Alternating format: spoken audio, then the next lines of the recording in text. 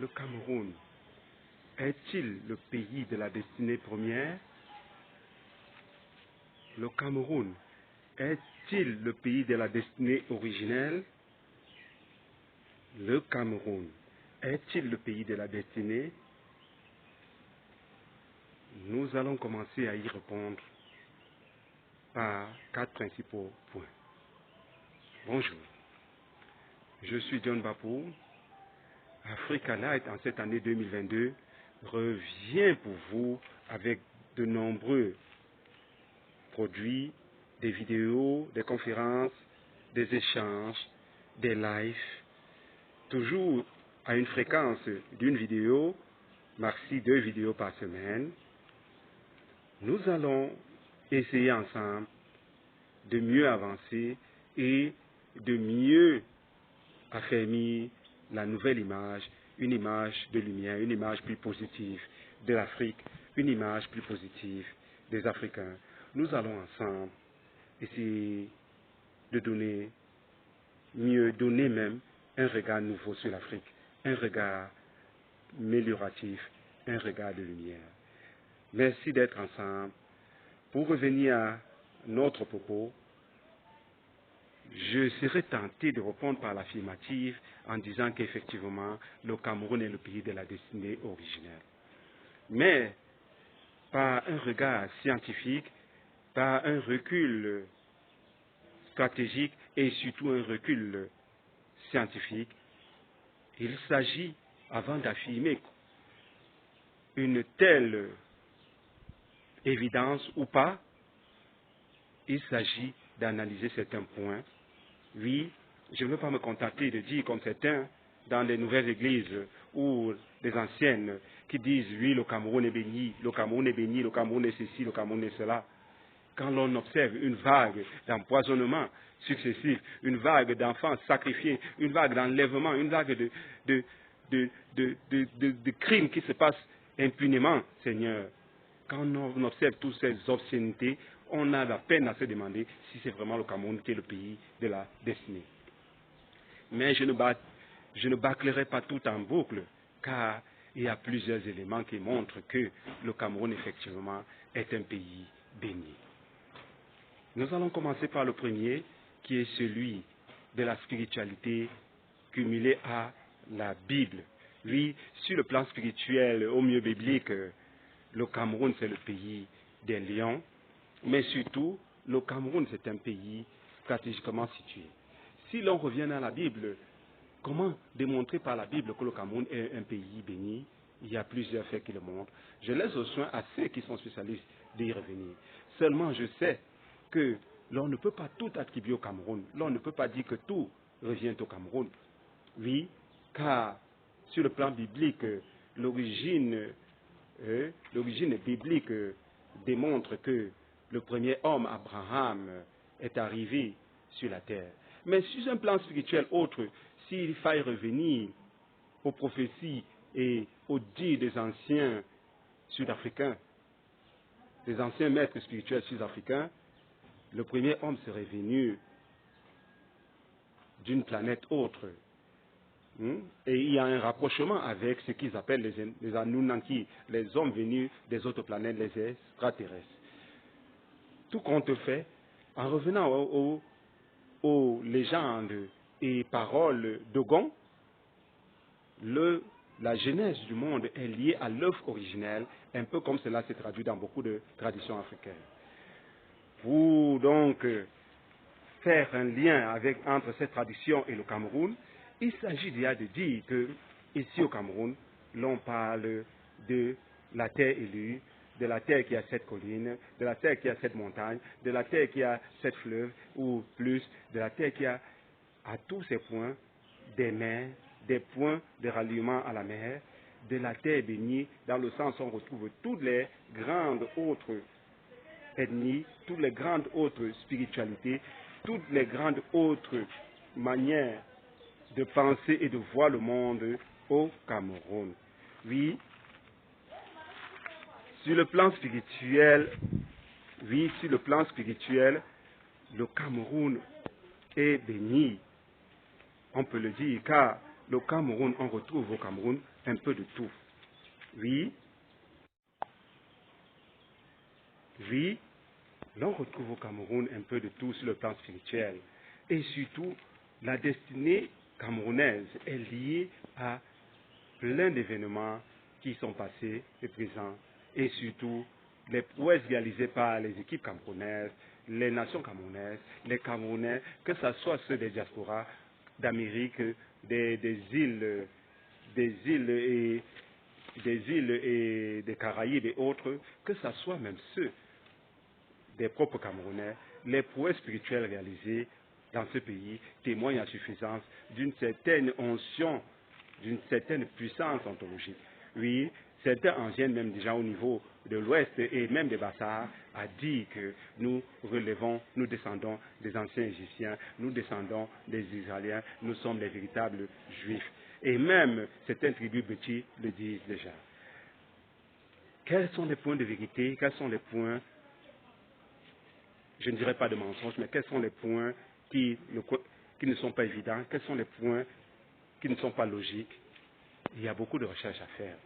Simplement, j'aimerais dire que sur le plan religieux, sur le plan spirituel et biblique, la genèse du monde est connue. Elle est liée à la créativité, à la parole sacrée qui a créé les premiers êtres, que ce soit Abraham, que ce soit Jacob, que ce soit d'autres. Sur le plan spirituel, il n'y a pas grand-chose à démontrer à ce niveau. Mais l'on ne peut se contenter de dire que le Cameroun est le pays de la destinée originelle en se limitant simplement au plan spirituel. Ce qui m'amène au second plan, qui est celui géographique. Oui, sur le plan géographique, il est évident que le Cameroun est un pays béni. Car le Cameroun est le seul pays qui, si l'on se fie aux 4 Mercator et même aux cartes les plus récentes, le Cameroun est le seul pays qui est quasiment au centre de l'Afrique et précisément au centre du monde. Quelles que soient les cartes que vous prenez, vous allez vous en rendre compte. C'est vrai que sur le plan africain, il est quasiment au centre, car le pays qui est vraiment au centre, c'est le Rwanda. Mais sur le plan mondial, le Cameroun est au centre. Vous pouvez faire vos calculs. Cela démontre stratégiquement d'une position évidente, position géographique qui est liée aux éléments historiques. Oui. En troisième lieu, sur le plan historique, le Cameroun est un pays béni, car sur le plan historique, le Cameroun est le pays où on retrouve les plus anciens vestiges du monde. Je tiens un exemple, les monolithes d'Icôme qui ont été découverts par les chercheurs britanniques. Vous pouvez en prendre un exemple. Oui, si sur le plan géographique, le site Troussage vous permet de vérifier certains éléments sur les dimensions de l'Afrique, sur la composition du monde, sur la réalité même de la mappemonde, sur le plan scientifique, des recherches poussées démontrent à suffisance que les monolithes d'Icôme et d'autres vestiges sont venus remplacer Toumaï, qui était en quelque sorte les plus vieux vestiges du monde. Oui, je ne citerai pas l'arbre de Malmayo, qui fait partie des plus vieux arbres, et même pour d'aucuns archéologues, qui est le plus vieux arbre. Des recherches sont poussées. Sur le plan génétique, les plus vieux êtres, oui, sur le plan génétique, les plus vieux êtres du monde viennent de 3 principales régions, à commencer par les Pygmées, que ce soit les Pygmées du Cameroun, que ce soit ceux du Gabon, que ce soit ceux de Centrafrique, que ce soit ceux de la RDC. Les plus vieux êtres du monde sont les Pygmées, les premiers êtres du monde sur le plan génétique. Quand on fait des datations, ils sont les Pygmées associés aux Bushman et aux Aborigènes. Oui, ces 3 grandes ethnies relèvent des plus vieilles ethnies et des plus vieilles créatures apparues en premier lieu sur la Terre. Oui, quand on parle des créatures humaines, évidemment, car il y a eu d'autres créatures avant les humains. Sur le plan historique enfin, quand on parle du Cameroun en termes de leader spirituel, quand on parle de Cameroun en termes de pays béni, de pays de la destinée, il faut tenir compte de certains paramètres. Je prends en évidence, par exemple, les luttes de revendication qui ont permis de consacrer les premiers grands mouvements de revendication et les premiers grands textes qui ont statué sur la place de l'Afrique dans le monde. Je tiens en exemple l'intervention d'Oumniobert à l'ONU et surtout les premiers textes qui ont été formulés par les premiers mouvements d'indépendance au Cameroun. Oui, ils ont commencé au Cameroun et en Guinée, oui, Bissau, avec Cabral, oui, ils font partie des premiers à revendiquer sur le plan historique la légitimité, l'autonomie des Africains. Sur le plan historique aussi, il faut tenir compte du fait que les chercheurs africains et surtout camerounais font partie des plus anciens. Bien évidemment, je ne manquerai pas de noter le plus illustre qui est l'icône Cheikh Anta Diop du Sénégal. Les chercheurs africains et camerounais font partie des plus anciens dans le monde et des plus brillants en matière de civilisation, et les vestiges et les ouvrages historiques les témoignent à suffisance. Sur le plan historique enfin, l'histoire de l'Afrique, écrite par Cheikh Anta Diop et l'ONU, témoigne à suffisance de la place du Cameroun dans l'ordre du monde. Oui, tous ces éléments cumulés m'amèneraient peut-être à croire avec d'autres que oui, effectivement, comme le disent certains sur le plan spirituel, le Cameroun est le pays de la destinée, et peut-être à dire avec certains que les véritables juifs, c'est les Camerounais. Mais je ne m'avancerai pas très tôt, même s'il y a un lien de parenté entre toutes les tribus africaines qui, après être descendues des Grands Lacs, sont arrivées vers la région australe là, et puis sont arrivés après Monoué, Éthiopie, ils sont arrivés en Égypte, même s'il y a un lien linguistique entre nous, un lien évident qui montre un rapprochement entre la majorité des grandes tribus africaines. Je ne m'avancerai pas très tôt, car il y a les Falachas qui se revendiquent aussi d'être les véritables tribus d'Afrique.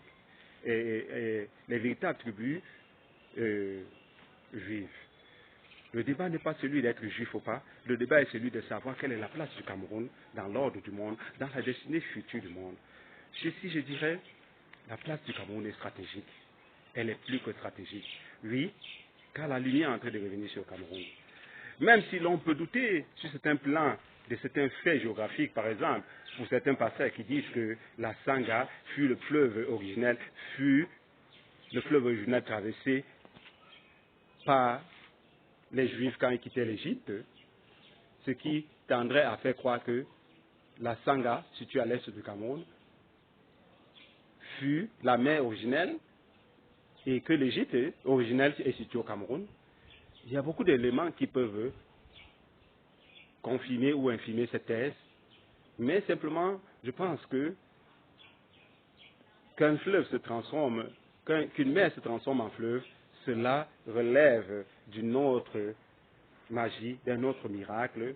Oui, comme le Cameroun c'est un pays de miracles, je finirai mon propos en disant que, nonobstant les crimes, l'impunité, l'injustice, la guerre au nord, au sud-ouest, et tous ces massacres, tout ce qui se passe de négatif au Cameroun, il faut se l'avouer, que ce soit sur le plan spirituel et biblique, que ce soit sur le plan géographique, que ce soit sur le plan génétique, que ce soit sur le plan historique, oui, il faut se l'avouer. Je ne mettrai pas le plan scientifique, je n'insisterai pas trop sur le plan scientifique. Quels que soient ces plans, le Cameroun occupe une place prioritaire dans l'ordre du monde. Nul n'est à ignorer les prouesses que le Cameroun continue à faire pour jouer son rôle de leader spirituel du monde.